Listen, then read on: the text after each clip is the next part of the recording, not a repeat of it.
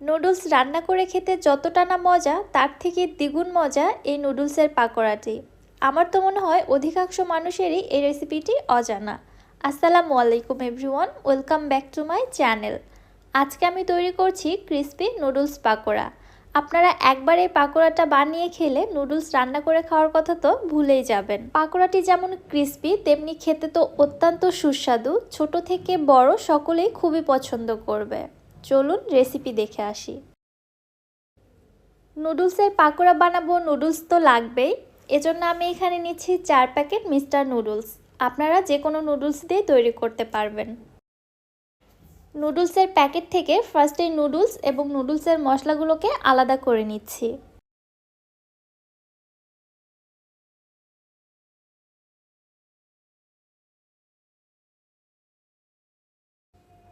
এবারে চলে যাচ্ছি নুডলসের পাকোড়া তৈরির মূল প্রিপারেশনে।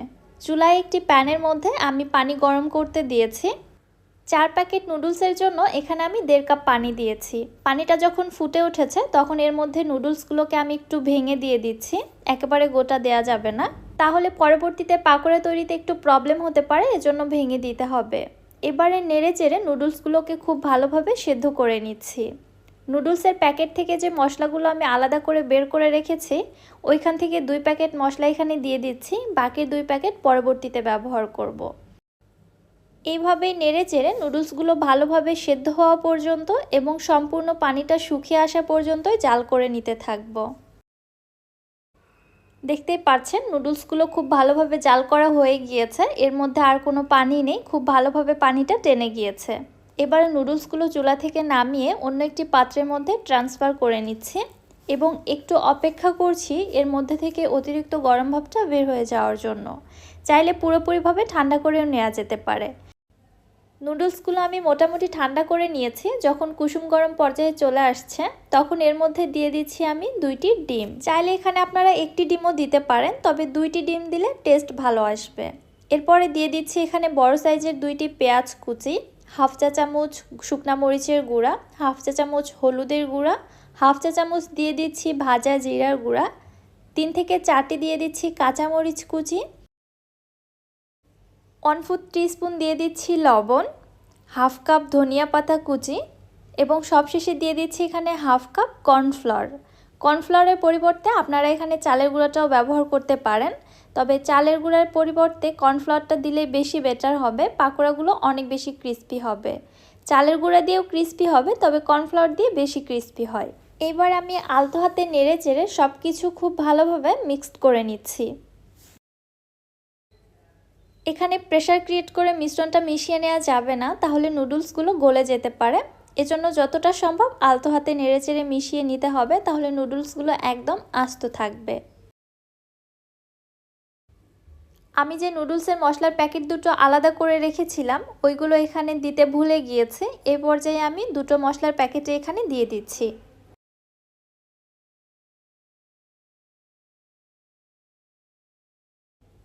আবারও একটু আলতো হাতে এই মশলাগুলো মিশ্রণের সঙ্গে ভালোভাবে মিশিয়ে নিচ্ছি।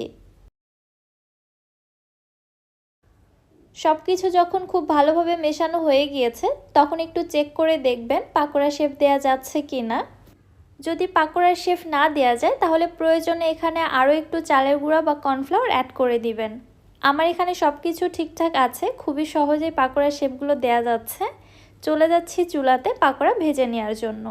চুলায় একটি প্যানের মধ্যে আমি বেশ খানিকটা তেল খুব ভালোভাবে গরম করে নিয়েছি মিডিয়াম হিটে। এবারে একে একে পাকোড়ার শেপগুলো তৈরি করে আমি তেলের মধ্যে ছেড়ে দিচ্ছি। তেলটা ঠিক কেমন গরম দেখুন। পাকোড়াগুলো দেওয়ার সঙ্গে সঙ্গে কিন্তু খুব বেশি বুদবুদ ক্রিয়েট হচ্ছে না, খুব ধীরে ধীরে ক্রিয়েট হচ্ছে।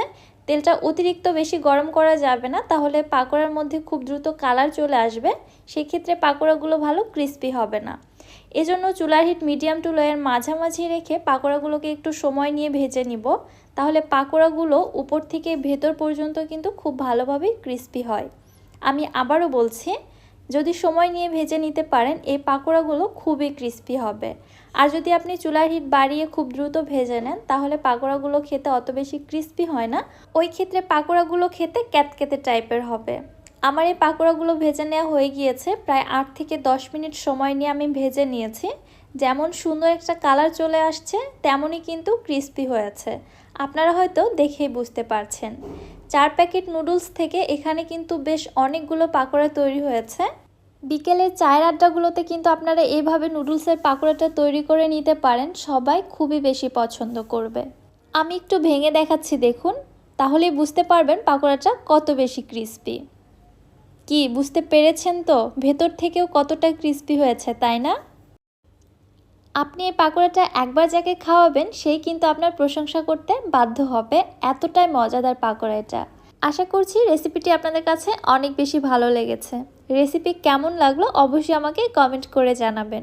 রেসিপি ভালো লাগলে যারা আমার ইউটিউব চ্যানেল থেকে ভিডিওটি দেখছেন, চ্যানেলটি সাবস্ক্রাইব করে পাশে থাকা বেল আইকনটিতে ক্লিক করে রাখবেন পরবর্তী ভিডিওর নোটিফিকেশন সবার আগে পাওয়ার জন্য।